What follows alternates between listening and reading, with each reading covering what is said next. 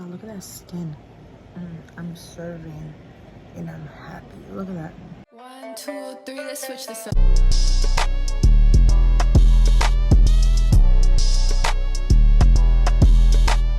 I'm gonna have a bagel with this new pecan cream cheese. Hold up. Wait. Let me put you on. Philadelphia plant-based. I didn't know Philadelphia had plant-based cream cheese. Normally, I eat the Vital Life, and it's so good. And I can't wait to try it. Okay, I'm 3 bites in. Look at this humongous bagel. Oh my gosh. I'm 3 bites in. The cream cheese is good.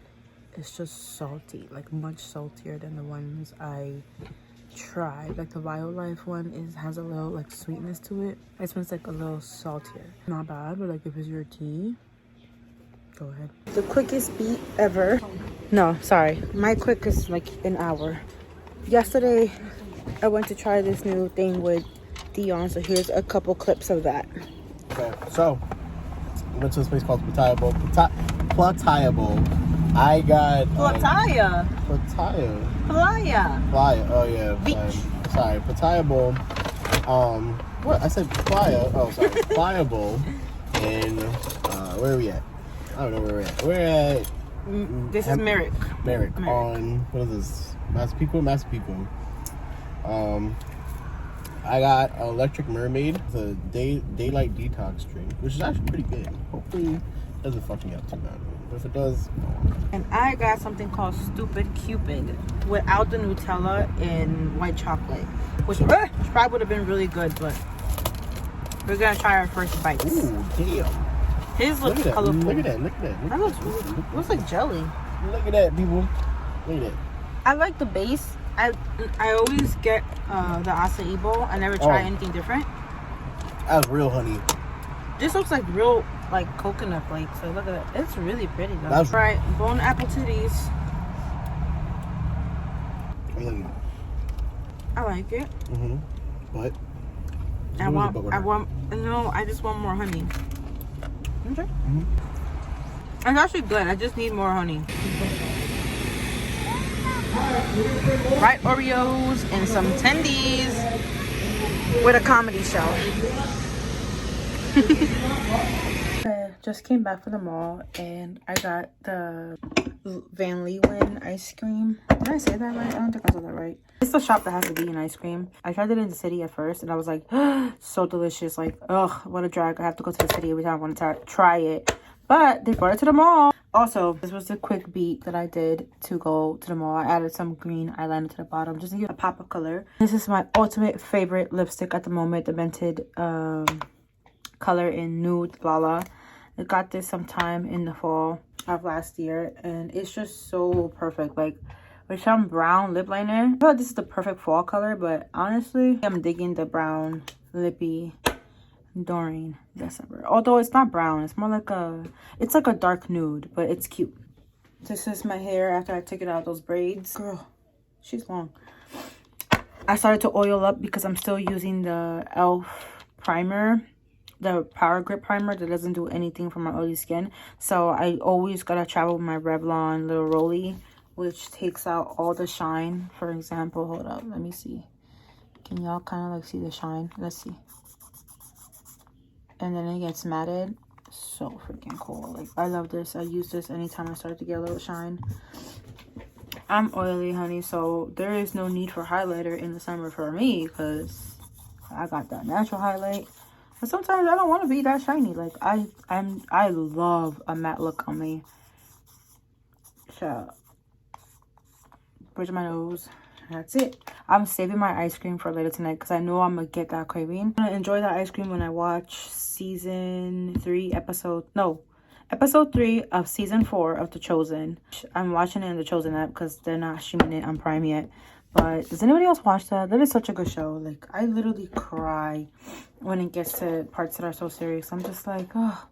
So I'm pretty much settled in right now. I kind of wanted to take a little bit of a breather and talk about how I've been feeling for a bit. So today was a very good day. Today was a a great day. I'm very thankful for today. God really has been nudging at my heart really heavily. And sometimes it's weird. I don't know if weird's the right word. Sometimes it's overwhelming how to explain that feeling or to put it in words. So my heart and my mind's at a lot of places right now. It's all over the place. So I'm just gonna start off by saying that I deal with chronic pain, right? And there's moments where I have flare-ups. I have spoken about that a little bit in some of my vlogs, and just sometimes like it comes up, but I don't always explain myself to my loved ones or friends in detail of how that really is, like how it is to live every single day in that space, in that physical, spiritual, and mental space. The fact that you have to put yourself and try to give at your 100 capacity is a lot and is so overwhelming. Sometimes I would get so upset, especially if I have a flare-up. Now, a flare-up can consist of me being too stressed or too overwhelmed or exerting myself physically so much that my stomach feels completely inflamed and I start to have my chronic spasms, and they cannot stop for the life of me until it just passes on its own. When I get the flare up, I also start to feel physically sick and a little bit of weakness and pain all over my body. I start to feel that like I have to immediately use the bathroom, but think about like having the most disgusting, foul, debilitating diarrhea cramps and then actual spasming in your stomach, not like the intestines but the stomach, that it feels like it's turning, like it's literally like churning on you, like it's literally turning on you.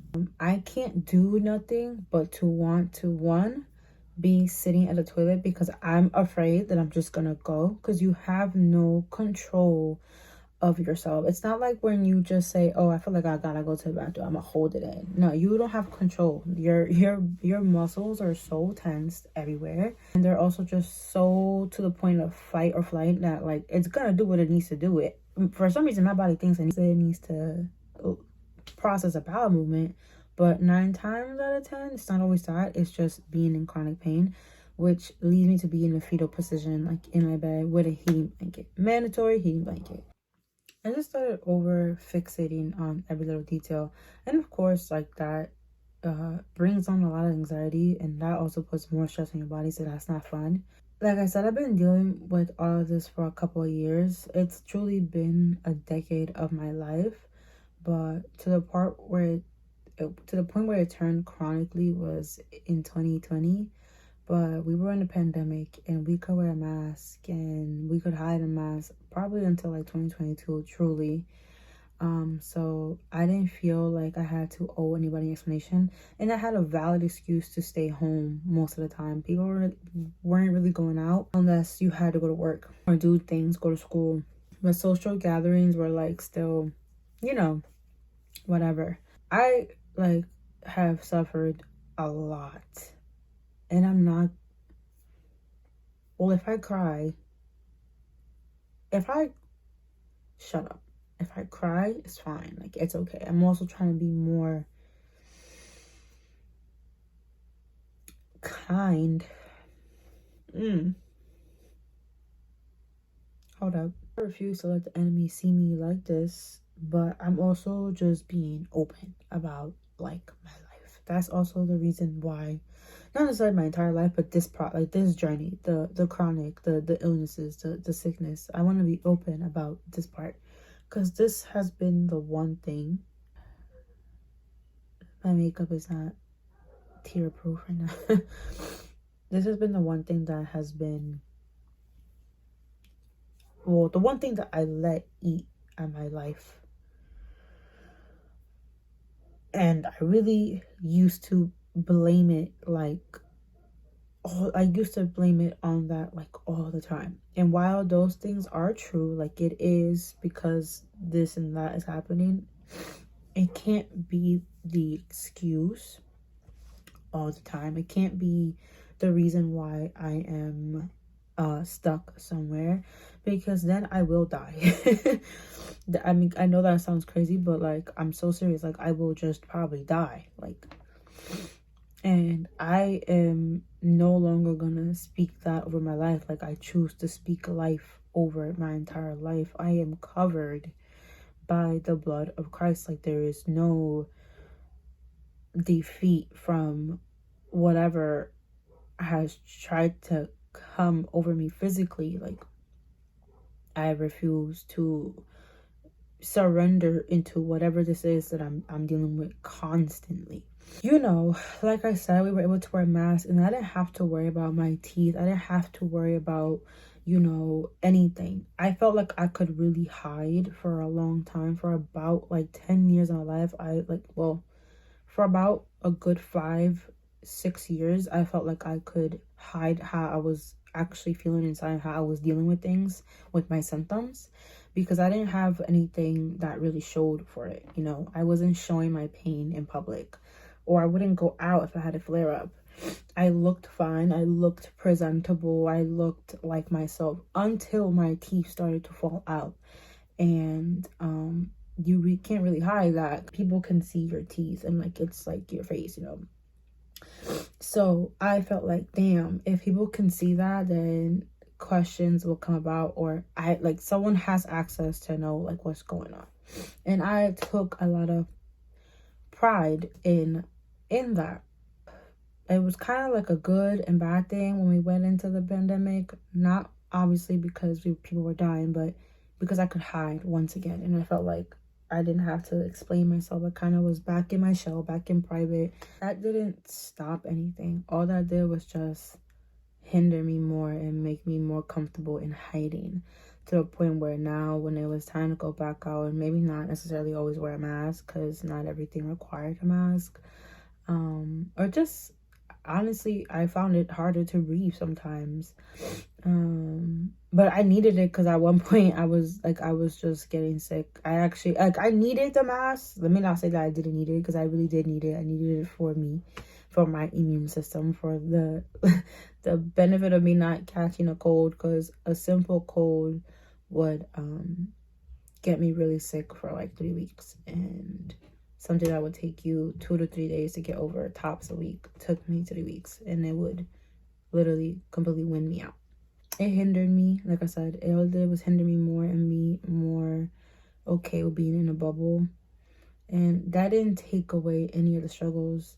I didn't want to go outside. I didn't want to eat outside because I didn't want to choke in public, or I got really scared about choking. And quite frankly, I was just tired of choking, because I'm missing like a lot of my top teeth. My bottom teeth are pretty healthy. So, like, surprisingly, they're very strong. I don't know why, but those never budged. Like, I could bite your finger off.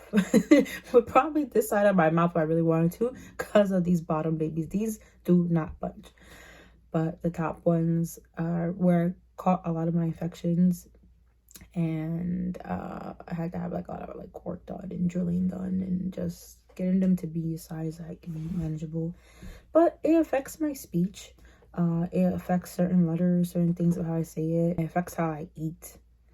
Can't break down all my food, so there's certain foods that I just try to avoid. I have a love-hate with pickles, because the pickles is actually what took out the other tooth. So I had a lot of resentment towards myself. I had a lot of resentment and anger towards the new me, the part that was always sick. And again, I kind of went more into details in the first, like, this vlog right here. So like how, like, why the teeth started falling out. That all had to do, like I said, with me just getting sicker and sicker, my body becoming weaker, and it just not being able to hold things together. So my teeth started to go, hair like all over my body. It didn't help that I also became all that ties in. Then I became severely anemic. I always had anemia in my life, but when I started to get to a point where I started to get more sick, things just escalated more, and my body was just on overkill every single time. And I was always in pain. I did not have time to grab tissue, so I just grabbed one of my brother's shirts. I'm so sorry. I hope you don't kill me. But I need this makeup to last for the whole night. I still got somewhere to go. It just sucked constantly being in pain. I was in pain for a long time, every single day. There was a point where the flare-up lasted a month and a half.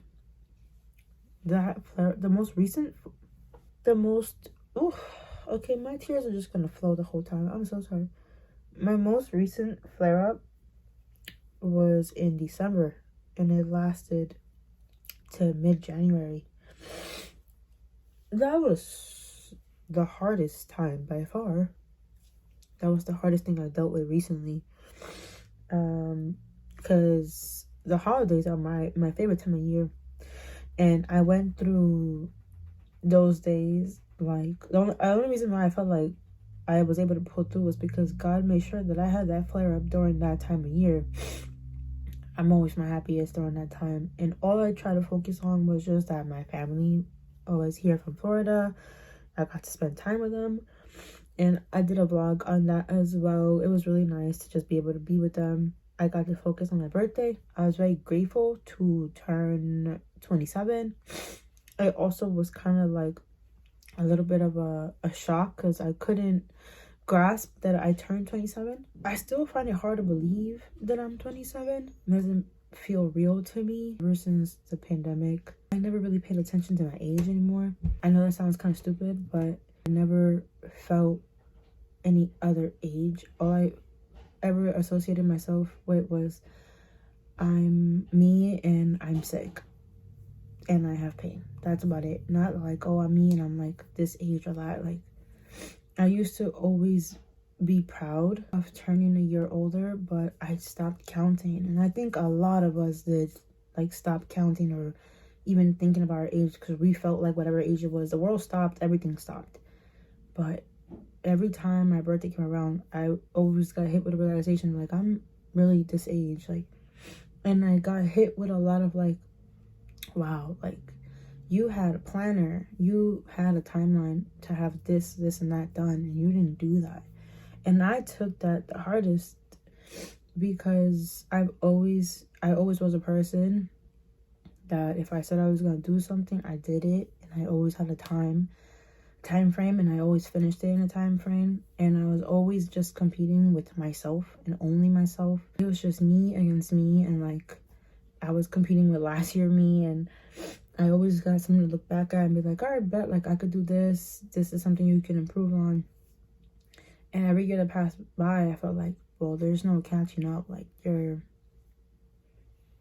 are done with. The hardest thing has been the isolation period, because for me, I feel like I've been on lockdown for many years, against my own will, because I had to. And then other parts I feel were like because I just put myself in there, because I always let my body win. I let my perspectives on life and myself win all the time, and they were always negative. I never thought anything positive anymore. Every single time, every single thought, every single thing that came out of my mouth was death. Every single thing. And I never realized how morbid that was. I've always been able to use humor for any trauma I've ever had in my life. And quite frankly, I think I probably always will. That's just the way I make myself laugh. And I can sometimes say the most foul things. But it took a turn. It wasn't even funny anymore. I never realized how much death I spoke over myself, because I truly felt every single day that I was closer to dying. Because that's what it felt like. I felt like there's no way that it's possibly normal to constantly deal with this pain. I could not get myself to eat certain things, or I overthought in would go into a cycle of worry of knowing that I was gonna go to sleep and I had to wake up and find courage to want to eat breakfast and like eat food and pray that I wouldn't have a 2 to 5 hour spasming period where I was just like in the toilet or in the bed. It felt unreal. I wanted to just not be. I did not want to deal with that anymore. I, like, for a long time, girl, I just wanted to not be alive with that anymore. I just did not want to live for that. I felt it was a constant cycle day, and I just did not want to be alive for that. I did not want that to be my life. I did not want that to be what my family would see. Yeah. I didn't want my friends to know anything. I didn't want my friends to give me advice. I didn't want to hear anything. I didn't want to hear pity. I didn't want to hear well wishes. I didn't want to hear any of that because I didn't believe in any of that anymore. I didn't really want to believe in anything. I was angry. I was scared. I was constantly afraid, always in pain, and so angry. I just started paying more attention and really seeking God, really seeking Him entirely. I've always had Christ near and dear to my heart, but I told you I was angry and I no longer wanted to focus on anything. But I prayed and I called out.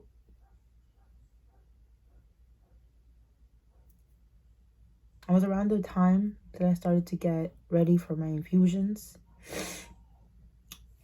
that I really committed to saying okay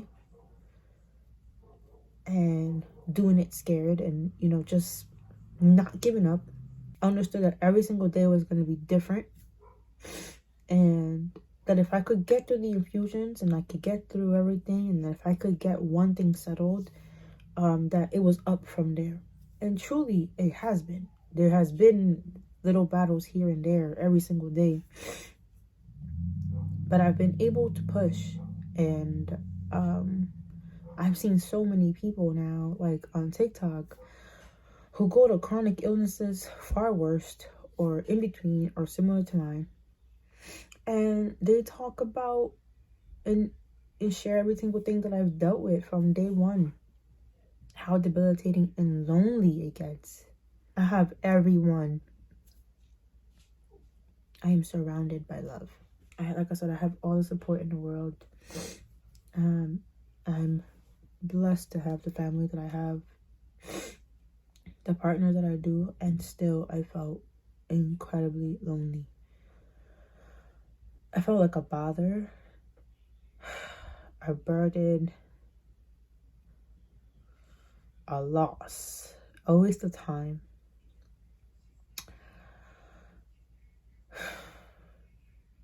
I've been doing little things here and there that have been able to get me off of that. I journal. I stay as much as I can consistently in my word. I love to do tutorials and makeup and just post it on TikTok. I just love makeup in general. It's the best therapy. I love creating. It's a passion of mine since I've been a little tiny burrito. Love it. It makes me happy. It makes me zen. Listen to my favorite music. Listen to my favorite worship music. I really romanticize all my dates with Dion because for me they're always all amazing and just an adventure in itself to be able to carry a day or afternoon with him and not focus on a flare-up, not focus on anxious thoughts, not focus on whether I can or cannot eat, or feeling like I have to over-explain myself for certain situations. Know when I should do this and push, and know when I should step back and not over-exert. Not pushing past my capabilities, where it's more of an ego thing, and then more of a I know that I can do this because I have it in me. I'm just a little anxious. Like, there's a difference between the two.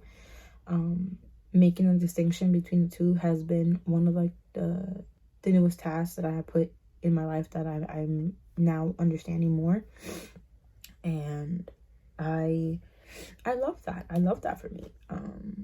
Being more comfortable to walk outside now without the mask, knowing that like my immune system is a little stronger where I don't need to wear the mask consistently, and being okay that if I laugh and smile, my teeth will show. Like, it's fine.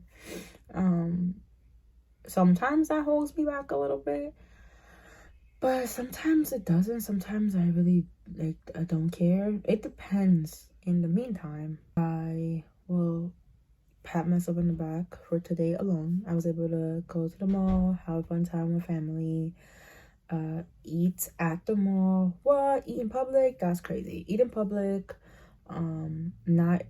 And I didn't have any spasms either. So today was a good day. My body cooperated, my mind, body, spirit, all that was in tune. And I have to say, I'm so happy, and I'm very grateful and thankful to the Lord that he held me through, because he walks before me. So today was a great day, and I want to celebrate today, because I don't always get those often, but when I do, I'm very grateful and very thankful. In the meantime, I'm going to celebrate the next steps and be very happy with the energy that I have. I don't know why I wanted to share that today, but I felt like I had to share it, because I don't know what battles you may be going through as you're watching this, but have grace for yourself and know that not every single day is going to be a good day, but you will get through it. You will get through the night. You'll sleep it off. You'll wake up the next day and have another opportunity to try again. Whatever illness, diagnosed, undiagnosed, whatever it is that you're going through, whether it's physical, mental, spiritually, do not give up. Have faith. Know that it will come to pass, and always be hopeful that things can turn. There is no diagnosis, there is no that God cannot overcome, because nothing is impossible. Now I'm off to go do laundry, all these loads of laundry, and I'm grateful because I have the energy and spirits to go do it. So something that I looked at like a very annoying task is something that I'm absolutely grateful for. But yeah, I'm off to go do laundry. It's a beautiful day. It's not too hot. I hate the hot, bro. So yeah.